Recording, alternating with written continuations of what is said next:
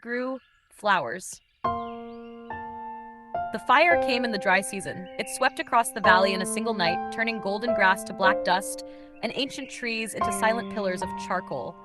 By morning, the hills looked as though the world had been sketched in shades of gray.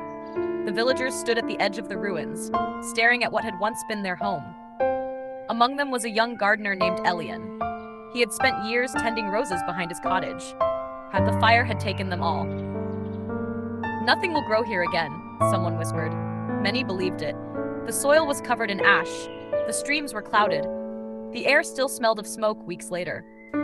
One by one, families began speaking of leaving. But Elian stayed.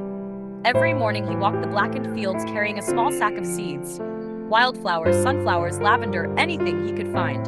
He scattered them across the burned earth. The villagers watched with pity. "The ground is dead," they told him. Elian only nodded and kept planting. Days passed, then weeks. Rain arrived at last. The first storm rolled over the valley like a blessing. Water soaked the ash and seeped into the soil. The hills drank deeply. Then one morning, Elian noticed a tiny green shoot pushing through the darkness. A few days later, there were 10, then 100. By the end of spring, the valley had transformed. Purple lavender stretched across the slopes. Yellow sunflowers turned their faces toward the sun. Red poppies danced in the wind. The black scars of the fire became ribbons of color. People returned from neighboring towns just to see it. "What did you do?" they asked Elian. He knelt and scooped a handful of soil into his palm. "The fire destroyed many things," he said, "but the ashes became part of the earth. They fed what came next." Years later, travelers spoke of the Valley of Flowers, a place more beautiful than it had ever been before the fire.